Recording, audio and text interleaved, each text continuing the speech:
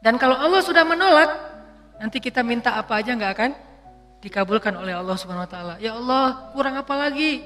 Saya udah tahajud, saya udah sedekah, saya udah tilawah, saya udah hafal Quran, saya udah berjihad, saya udah bantu orang lain, saya udah. Kenapa saya hidupnya kayak gini ya Allah? Tanyakan kembali, istafti qalbak, tanya ke hatimu, kenapa kita melakukan itu? Karena Allah atau karena yang lain? Ri'a an-nas. Kadang-kadang kita melakukannya udah ikhlas, tapi di tengahnya riya. Jadi bisa jadi teman-teman, kita punya beberapa amalan, kalau kita nggak berani mengatakan banyak amalan, kita punya beberapa amal soleh, tapi hampir tidak ada satupun yang diterima di sisi Allah. Kenapa Ustadz? Ikhlas kok Ustadz? Di awal, bisa jadi di tengahnya riya.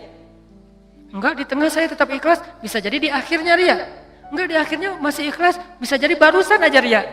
Setelah after years, setelah beberapa tahun. Sehingga kalau kita nggak punya modal amal soleh yang diterima di sisi Allah, gimana kita mau mengangkat kedua tangan kita? Makanya kadang-kadang kan ujiannya kayak gitu. Di awal udah ikhlas, saya nih pengen tilawah yang bagus karena biar orang-orang sholatnya pada khusyuk. Allahu Akbar. Ikhlas kan? Alhamdulillahi Rabbil Alamin. Ikhlas. Ar-Rahmanir Rahim. Masih ikhlas. Maliki Yaumiddin. Ada yang nangis di belakang. Mulai bagus juga ya suara saya. Habis tuh. Teman-teman pikir imam dengan bacaan yang bagus berarti pahalanya lebih banyak dari teman-teman? Belum tentu. Bisa jadi makmumnya dapat untung dari bacaan yang bagus karena dia khusyuk, dia bisa nangis, dia bisa nyaman. Sementara imamnya nggak dapat apa-apa loh. Ini, tapi kita nggak bisa menjudge imam juga ya. Begitu imam baca Alhamdulillahi Rabbil Alamin, pamer. Nggak bisa. Entar jadi susah tuh. Semua salah ya, serba salah. Baca bagus salah, baca jelek. Imam nih bacaannya kok gini banget sih. Jadi serba salah. Ini bukan menjudge orang lain, udah aja masing-masing. Kalau imam bacanya bagus, ya kita husnuzon. Masya Allah bacaannya luar biasa. Kalau banyak orang yang khusyuk gara-gara ini berarti pahalanya banyak banget nih. Kan kita cemburu ya. Si imamnya, astagfirullah, kalau gak dibagusin, Allah suruh yang bagus-bagus. Kalau bagus-bagus amat, entar sombong. Karena emang bagus sih. Itu habis tuh. Aduh, ngeri banget teman-teman. Di tengah masih ikhlas, gak kegoda. Kan riya itu kan bukan maunya kita ya. Riya itu kan wasawisu syaitan, yuwaswisu fi sudurin nas. Dia yang mengebisikin, tapi di akhir selesai datang. Alhamdulillah Ustadz, sambil gini, ada tisu nggak? Saya baru pertama nangis dalam sholat, suara Ustadz luar biasa. Bapak nggak pernah dengar di YouTube saya. Sombong, ya. Bapak nggak baru kenal saya, gitu. Atau bukan karena pujian orang lain teman-teman, karena diremehin sama orang lain. Pernah diremehin orang terus jadi riya? Saya pernah ngisi di beberapa masjid agung. Ada kan kalau di daerah-daerah tuh kalau saya ngisi kadang-kadang panitia mintanya di masjid agung. Kan DKM Masjid Agung rata-rata nggak main Instagram ya. Mereka nontonnya TV. Jadi karena saya qadarullah nggak pernah masuk TV, nggak kenal. Ini Ustadz siapa sih? Ada nggak di Damai Indonesiaku? Nggak ada. Oh biasa aja. Karena saya nggak pernah masuk TV, akhirnya beliau nggak kenal kan, bukan yang pemain sosmed. Dan dari situ mulai ada ngeremehin, panitia nawarin tempat, mereka bilang, udah biasa aja lah, nggak usah terlalu heboh, paling juga jamaahnya nggak setengah masjid katanya. Saya dikasih tahu sama panitia, Ustaz, ini DKM-nya kayak gitu ngomongnya, oh kita lihat aja nanti, mulai kan, riak nih. Terus saya datang, ternyata alhamdulillah qadarullah Allah yang melangkahkan kaki-kaki mereka rame nih sampai pelataran masjid. Pas rame, DKM-nya bingung. Ini Ustadz siapa sih kok bisa rame gini yang datang? Saya, ya sih. Riak nih. Mulai yuwaswis, was-wasa. Jadi perang batin banget teman-teman sama setan. Bukan maunya saya, setan yang kayak gitu. Kita cuma punya dua pilihan. Mengaminkan atau menolak. Kalau kita mengatakan iya sih, berarti kita membenarkan kata-kata setan di dalam hati, riya, sombong. Atau kita mengatakan astagfirullah, nggak mau kegoda gitu. Pas waktunya sholat maghrib, panitia kan kenal pastinya ya, Ustadz dorong-dorong saya gitu kan, DKM nggak ngedorong, kan kepancing. Kenapa DKM nggak dorong? Ngelihat penampilan saya dari ujung rambut sampai ujung kaki kayak kurang meyakinkan gitu. Nih Ustadz bisa ngaji nggak sih? Ngelihat ujung kupluk, di tengah kaos atau pakai kemeja, bawah celana jeans biasa. Ini bisa ngaji nggak ya? Akhirnya DKM kayak ragu-ragu gitu mau dorong saya jadi imam. Dalam hati, 5 menit lagi dengerin aja nanti. Wah, UASWIS luar biasa. Karena didorong-dorong terus sama penitia, ya udah deh, saya mau ya kalian yang dorong kan, dorong lagi dong, didorong ya. Udah aja jadi imam, ngimamin. Karena tadi diremehin sama DKM, kepancing dong. Wah, Ar-Rahman nih, gua keluarin sekalian, cih. Kenapa ngeluarin Ar-Rahman? Favorit, kartu as lah.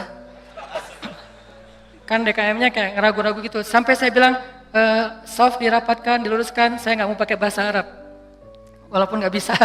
Soft diluruskan dan dirapatkan gitu. Terus DKM-nya masih gini-gini. Ragu-ragu gitu. Dalam hati saya, ya bentar lagi, tenang aja. Wah, balik arah. Allahu Akbar. Itu udah nggak benar lagi sholatnya tuh. Itu dirasain banget. Itu udah nggak benar lagi sholatnya. Allahu Akbar. Begitu selesai Al-Fatihah, gimana Pak? Udah dengar? Terus masuk Ar-Rahman, serak pula. Aduh, serak, suaranya hilang, segala macam. Aduh itu nyesel banget tuh, nggak bisa show off ya.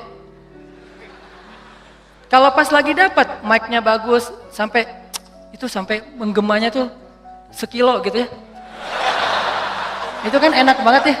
Buat seorang vokal, mic itu kayak floor buat anak skate kan. Jadi bisa ngetrik banget kalau floornya dapat kan. Jadi buat saya tuh kalau mic-nya pas dapat, wah ini bisa semua trik dikeluarin nih. Fabi ayyi ala'i rabbikuma tukadziban. Udah Ar-Rahman aja yang biasanya dibagi 4. Sekarang 1 rakaat Ar-Rahman, rakaat kedua Al-Muluk.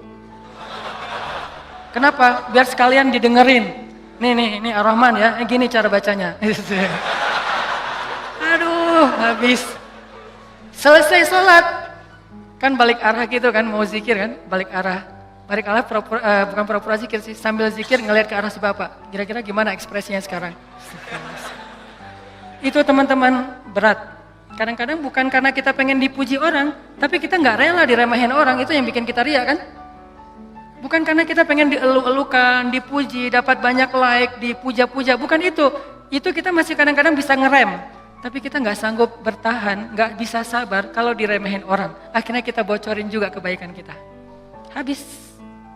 Diremehin suami, diremehin pasangan, diremehin orang tua, diremehin mertua, diremehin teman-teman, segala macam.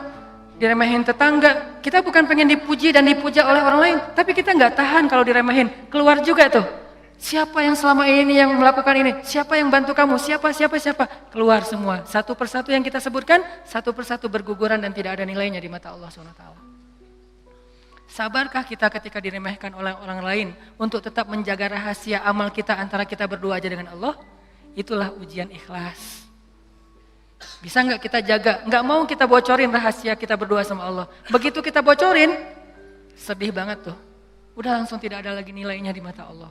Berapa banyak dari amal yang kita lakukan yang benar-benar kita mampu menjaga keikhlasannya di awal, di tengah, di akhir. Kalau ada, jangan menyimpulkan dulu bahwa kita udah sukses karena masih ada waktu selama kita masih hidup untuk kita batal.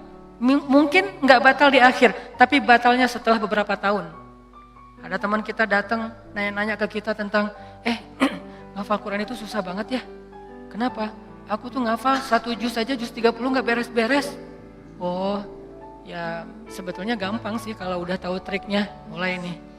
Emang idealnya ngafal Quran berapa lama? Ya tergantung orangnya, ada yang 10 tahun, ada yang 5 tahun, ada yang 2 tahun, 3 tahun, setahun. Kalau aku sih alhamdulillah 6 bulan khatam. Habis semuanya tuh. Ngafal Quran emang gampang, capek, susah loh. Yang susah itu bukan ngafalnya, murojaahnya kan, ngejaga hafalan. Udah hafal 5 juz, biasanya baru kerasa capeknya tuh setelah 5 juz kata orang-orang yang hafal. Setelah 5 juz, mulai nih, keteteran yang di belakang, balik lagi ke depan, hilang lagi yang di belakang, balik lagi. Kayak gitu ngafal Quran saking capeknya tuh sampai orang yang banyak putus asa. Udah setelah perjuangan, effort yang luar biasa, hilang hanya gara-gara kalimat cuman 5 menit aja, habis semuanya teman-teman. Rugi banget kan? Jadi jangan dulu menyimpulkan bahwa kita itu udah pasti soleh, udah pasti istimewa, udah suci banget. Hanya gara-gara kita punya amalan soleh lebih banyak dari teman kita. Mungkin dia amalnya biasa-biasa aja, tapi dia karena biasa-biasa gak bisa ngeriain kan. Hafal 30 juz dengan hafal Al-Ikhlas. Kira-kira mana yang pantas diriakan? 30 juz dong, Al-Ikhlas gak mungkin ria. Gimana kita mau ria? Gua udah hafal loh, apa? Al-Ikhlas. Apa yang mau diriain Al-Ikhlas? Yang ada Al-Ikhlas itu surat pelampiasan. Kalau udah mentok Al-Ikhlas. Sawa'un 'alaihim a'anzartahum. Perasaan tadi sebelum sholat lancar. A'anzartahum Qul huwallahu ahad. Biasanya gitu kan? Mentok-mentoknya Al-Ikhlas. Kenapa? Cuman Al-Ikhlas yang kita paling ikhlas.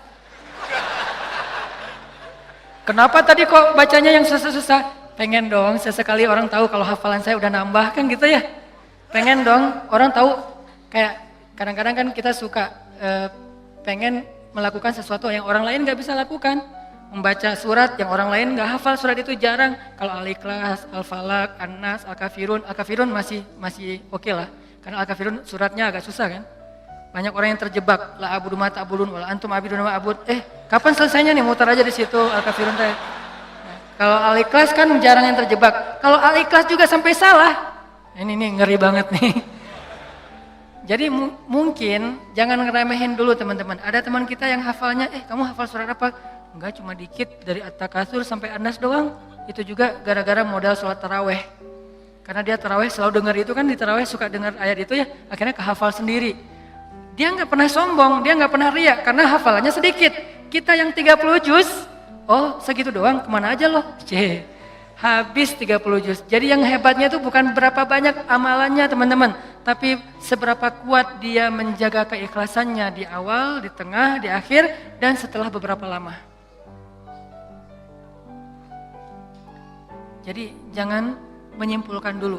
Fala tuzakku anfusakum huwa a'lamu bimanittaqo. Jangan kalian menganggap diri kalian udah pasti soleh, pasti istimewa, pasti baik, karena Allah lah yang paling tahu siapa yang paling bertakwa. Maksudnya siapa yang paling ikhlas, karena at-taqwa hahuna. Belum lagi nanti ada orang kadang-kadang saya pernah di sebuah masjid, kita ngadain acara tabligh akbar, terus masjidnya rame, anak-anak mudanya penuh sampai ke depan masjid. Setelah selesai acara tabligh akbar kan suka ngobrol-ngobrol gitu kan sama DKM di ruang DKM. Ada salah satu sesepuh masjid ngobrol sama saya, dan waktu itu saya juga sedih. Kenapa saya ladeni gitu, harusnya saya pergi aja biar menjaga amal beliau kan. Beliau cerita, Ustadz, alhamdulillah ya sekarang masjidnya rame, ini perjuangannya gak mudah loh Ustadz. Dulu dari awal nih, ketika kita pembebasan lahan masjid ini aja, udah konflik, sengketa dengan beberapa tetangga. Akhirnya saya perjuangkan Ustadz dari awal, sampai bisa pembebasan lahan. Kemudian kita bangun masjid ini dengan gotong royong luar biasa, fundingnya itu susah banget Ustadz. 5 tahun baru beres masjid ini Ustadz. Udah gitu saya yang bikin yayasan masjid ini, sampai ada RT-nya tuh saya yang bikin Ustadz. Satu persatu beliau sebutkan perjuangannya, jasa-jasanya, jerih payahnya, effortnya, dan segala macam pengorbanannya, sampai akhirnya masjid ini rampung. Sekarang dipakai banyak orang sholat, sekarang udah gampang. DKM sekarang tuh gampang, nggak seperti awal-awal dulu. Kalau beliau sadar itu semuanya habis gara-gara beliau. Tapi kan kita nggak bisa menjudge ya. Kalau beliau menceritakan itu untuk motivasi, oke. Tapi kalau beliau menceritakan itu untuk ria, dihargai, diakui, kalau hanya pengen dapat pengakuan, pengen diaku oleh orang lain, habislah semua pahala yang sudah beliau usahakan sekian tahun. Harusnya kalau beliau ikhlas, satu orang yang datang ke masjid untuk ikut acara tabligh akbar, sholat berjamaah, taubat, sadar, zikir, ibadah, beliau dapat pahala. Kebayang nggak kalau ada 5.000, 10.000 anak muda yang datang untuk ikut acara di situ? Pahala beliau banyak banget, tapi hilang hanya dengan 5 menit berbicara. Jaga lisan. Faliyakul khairan aw liyasmut. Mending diam aja deh. Sebegitu gampangnya hilang amal-amal kita gara-gara tidak mampu menjaga keikhlasan kita, teman-teman. Makanya wa innama likulli imri'in manawa itu gampang banget tergelincir. Itu halus banget, lebih halus daripada suara langkah-langkah semut. halus banget. Sampai kadang-kadang kita juga terjebak di situ. Makanya di zaman Nabi itu kan ada cerita seorang sahabat Ansor yang tidak terkenal ibadah-ibadahnya, tapi Nabi bilang huwa min ahlil jannah, dia itu ahli surga. Apa kelebihan dia? Apa ibadah dia? Ibadah dia itu ibadah batin. Ketika dikepoin sama beberapa orang sahabat, sama seorang sahabat, kalau nggak salah Abdullah bin Amr bin As, dia kepo datang ke rumahnya, ternyata rahasianya bukan ahli tahajud, bukan ahli sedekah, bukan ahli tilawah, bukan ahli kebaikan-kebaikan yang zahir. Dia kalau ngelakuin amalan yang zahir, yang standar-standar aja lah, yang wajib, yang kalau ditinggalkan pasti dosa, sholat pasti, cuman nggak ada yang lebih, biasa-biasa aja. Terus yang bikin dia istimewa, ternyata ibadah batin. Apa ibadah batin dia? Dia bilang, saya tidak pernah dengki kepada orang lain. Kalau ada orang yang dapat nikmat, saya orang pertama yang bahagia. Kalau ada orang yang dapat musibah, saya yang paling sedih.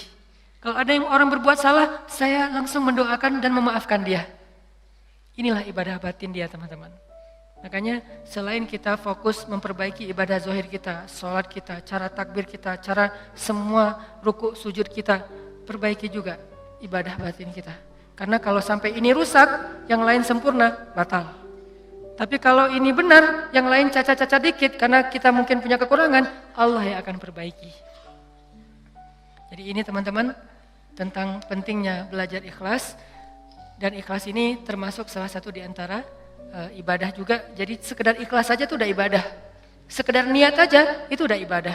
Belum melakukan udah jadi ibadah. Bukankah Nabi mengatakan siapa yang berniat berbuat baik lalu jadi melakukannya, maka dia mendapatkan 10 pahala kebaikan. Kalau dia berniat berbuat baik tidak jadi melakukannya, maka dia mendapatkan 1 pahala kebaikan. Siapa yang berniat berbuat buruk jadi melakukannya, maka dia dapat 1 dosa. Siapa yang berniat berbuat buruk tidak jadi melakukannya, dia dapat 1 pahala. Allah baik banget ya. Niat aja dikasih pahala, baru niat tuh. Sehingga para ulama mengatakan kalau begitu ayo kita berniat yang banyak. Dan memperbanyak niat itu disebut dengan istilah ta'addudin niyah. Ta'addudin niyah, memperbanyak niat-niat yang baik. Saya pengen ini, saya pengen itu, saya pengen. Semua kebaikan kita pengen. Maka pengen aja udah jadi pahala kebaikan yang utuh. Insya Allah tahun depan saya pengen umroh. Azam, niat yang kuat. Ya Allah kasih saya rezeki, saya pengen umroh. Udah nabung, ternyata gak cukup. Maka tahun itu Allah catat kita sudah melakukan ibadah umroh sempurna. Dan bisa jadi lebih sempurna daripada orang yang melakukannya secara fisik. Kenapa? Orang yang melakukannya secara fisik masih ada ujian riya. Lagi di mana? Lagi umroh, posting. Tapi nggak semua orang yang posting umroh itu riya ya. Ini ke diri kita lagi nih, balik lagi kepada diri kita. No judgment. Bisa jadi dia posting, bisa jadi dia tinggalnya di bintang 5. Kadang-kadang umrohnya bareng dengan teman. Kadang-kadang kegodanya gini, umroh nih bareng dengan teman. Pas lagi makan, kan di hotel suka pas makan saling ketemu gitu kan, saling sharing. Dari mana aja? Baru selesai tawaf. Wah, Masya Allah udah selesai tawaf aja, kita baru aja tadi nggak jadi soalnya rame banget. Ya sih rame, tapi kalau kita kuat azamnya pasti lewat lah, bisa. Udah mulai nih.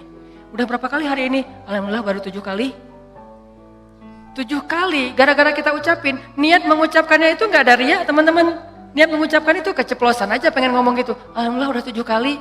Alhamdulillah baru 7 kali. Niatnya nggak ada riyanya sama sekali. Tapi begitu selesai mengucapkan, orangnya mengatakan, Masya Allah luar biasa 7 kali, hebat.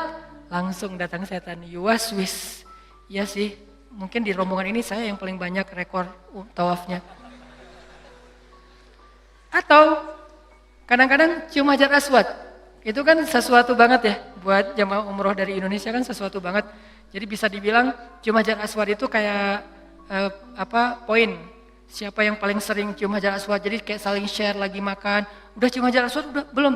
Udah, alhamdulillah udah 3 kali. Wah saya baru sekali. Akhirnya saling berlomba. Kalau ini niatnya fastabiqul khairat, itu bagus.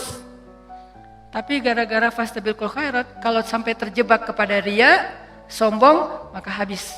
Yang tahu cuman kita. Yang tahu cuman kita. Orang lain gak tahu. Hati-hati dengan ini.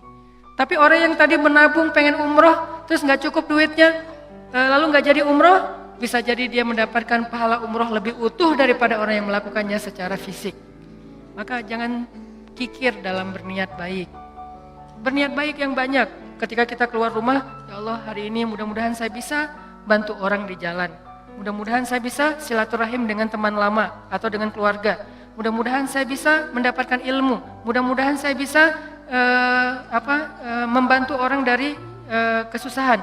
Mudah-mudahan saya bisa. Perbanyak aja kebaikan kita niatin dan kita serius. Kalau nanti ada kesempatan kita akan lakuin.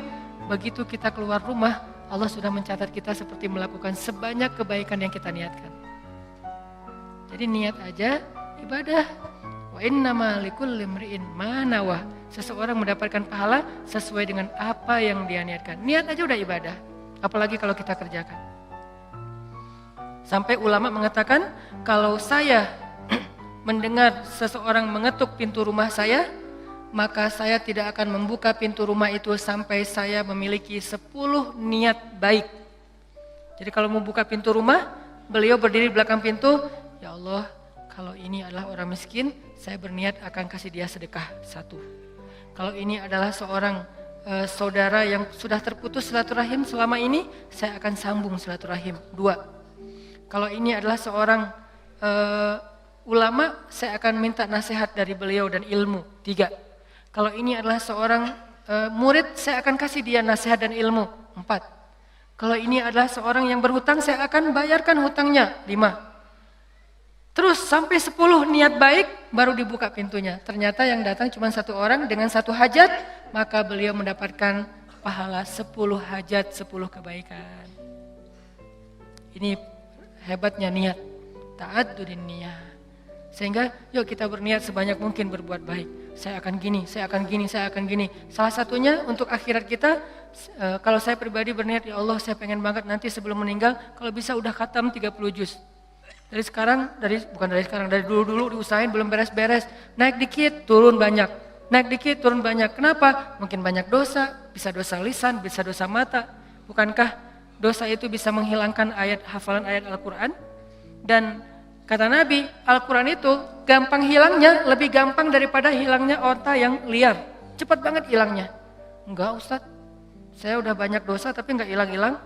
Ya enggak ada yang dihafal, apa yang mau dihilangin? Coba kalau mau tahu kita banyak dosa atau enggak, hafal Quran deh. Kalau susah, pasti banyak dosa. Kalau mau tahu itu cara kita untuk bisa mendeteksi dosa kita, salah satunya ya, hafal Quran. Coba, itu akan mendeteksi banget. Kalau kita udah lancar bacaan, tapi dengan syarat bacaannya udah lancar. Karena kalau bacaan belum lancar, ya bukan karena dosa, emang nggak bisa baca Quran ya. Berarti tahapannya baca Quran dulu. Kalau bacaannya udah lancar, tapi kok nggak bisa ya ngafal Quran? Ini bisa jadi kata Imam Waqi', al-ilmu nurun wa nurullah la yu'talil asi. Ilmu itu cahaya dan cahaya Allah itu tidak diberikan kepada pendosa. Cara ngukur diri kita banyak dosa atau enggak? Coba ngafal Quran. Kalau susah, pasti banyak dosa. Sehingga pesantren di dekat rumah saya tuh, pesantren Kampung Quran namanya. Dulu ada program daurah hafal Quran selama bulan Ramadan, 1 bulan 30 juz. Di Indonesia, di Cihanjuang, Cimahi, 1 bulan 30 juz. Pas saya diundang ke situ ngisi waktu subuh, saya bilang, ini programnya apa Ustadz? 30 juz 1 bulan. Saya dalam hati, emang bisa? Saya tuh udah lebih 10 tahun gak beres-beres. Ngeremehin gitu kan? Ternyata ada yang bisa. Dari sekian puluh siswa atau santri, ternyata sekitar hampir 10 orang khatam sebulan 30 juz lancar teman-teman. Sebulan 30 juz lancar. Modalnya mungkin cuma juz 30 doang pas baru datang. Dan apa metodenya Ustadz? Ternyata metodenya itu enggak rumit-rumit, sederhana. Kalau mereka ngerasa susah hafalan, disuruh sholat taubat terus istighfar. Itu doang. Kalau ya Allah kok susah banget ya? Kan kadang-kadang ada halaman yang mudah, ada halaman yang susah ya. Yang biasanya kalau lagi enak tuh moodnya dapat, bisa sekali duduk 2 lembar langsung hafal dan lancar. Kalau lagi nggak dapat, 1 ayat aja nggak beres-beres. Nah, kata ustadznya, kalau kejadian kayak gitu, coba wudu, sholat taubat, minta ampun sama Allah, istighfar, coba hafal lagi. Pasti mudah. Dan itu terbukti. Ternyata kayak gitu caranya. Cuman ya butuh istiqomah juga. Jadi teman-teman, perbanyak niat yang baik. Niat apa aja, termasuk saya nanti kalau udah punya rezeki, udah punya usaha sendiri, saya pengen punya panti asuhan 1000 anak yatim. Tapi niatnya yang kuat ya. Kalau ternyata itu baru terwujud setelah 20 tahun, la tahzan, gak usah bersedih, gak usah berkecil hati. Kenapa? Sejak kita berniat punya pesantren, punya panti asuhan 1000 anak yatim, walaupun terwujudnya setelah 20 tahun, pahalanya tuh dihitung dari awal berniat, bukan ketika terwujud. Keren kan niat tuh? Jadi pahalanya dihitung dari ketika kita berniat, bukan ketika itu terwujud. Kalau terwujud, dilipat gandakan 10 kali lipat. Sebelum terwujud, dihitung satu kebaikan yang utuh. Misalnya, saya dalam hati saya punya niat, saya nanti mau bikin camp pengungsi. Kalau kemarin yang saya datang sama teman-teman itu kan camp pengungsi Suriah yang ada di Turki. Yang artinya para pengungsi yang udah aman kondisinya. Kita coba bantu kecil-kecilan. Nah ini dikasih lagi tanah sama Erdogan, sama Turki, lewat menteri di niatnya, lewat Golden Future kita kerjasama di Aleppo perbatasan dengan Turki, di dalam Suriahnya. Yang nggak bisa nyebrang, yang nggak bisa ngungsi keluar negeri, maka ditampung di situ. Dikasih berapa hektar tanah, disuruh coba kalian bisa nggak bikin camp di situ. Saya punya niat, saya akan coba bareng-bareng dengan Golden Future harus punya camp di Aleppo bagian perbatasan Turki yang menampung minimal 100.000 pengungsi Suriah. Itu kan niatnya? Kapan terwujud? Allahu alam. Yang penting saya ikhtiar aja dulu dari sekarang. Mulai membangun sosmed, saya harus banyak followers. Kenapa? Makin banyak followers, insya Allah funding untuk kemanusiaan lebih gampang. Terus juga membangun jaringan beberapa tempat di seluruh Indonesia supaya kita kerja bareng-bareng untuk selain kemanusiaan di Suriah, kemanusiaan juga di Indonesia. Bikin kegiatan-kegiatan dakwah anak muda. Tapi salah satu target goals saya itu adalah bisa ngebantu korban-korban perang, bukan membantu perang, membantu korban perang. Kalau membantu korban perang kita datangnya bawa roti, bawa gandum, bawa obat-obatan. Kalau membantu perang kan bawa senjata ya, dan saya megang senjata juga belum pernah. Nah, niatnya 100.000 pengungsi di camp di dalam Suriah untuk membantu mereka. Kapan terwujud? Sebutlah 10 tahun lagi baru terwujud. Saya apakah baru dapat pahala setelah 10 tahun? Enggak. Dari sejak awal saya berniat, kalau saya mampu ikhlas, maka saya mendapatkan pahala yang sama. Berarti setiap hari itu saya kayak ngasih makan 100.000 pengungsi Suriah di Aleppo. Setiap hari. Keren kan niat tuh? Kenapa kita nggak melakukan hal yang sama? Kenapa kita nggak berniat aja kayak gitu? Saya akan ikut juga dengan program Ustadz Hanan. Walaupun sekarang saya belum bisa support dana, tapi insya Allah kalau saya ada dana nanti saya pasti akan ikut nyumbang. Saya juga akan funding dengan teman-teman saya. Niatin aja. Dengan niat aja, kita udah ngasih makan anak yatim di Suriah itu 100.000 orang daily, setiap hari. Wa innama likulli imri'in ma nawa. Kenapa kita nggak berniat yang banyak kebaikan-kebaikan? Kenapa kita kikir dalam niat?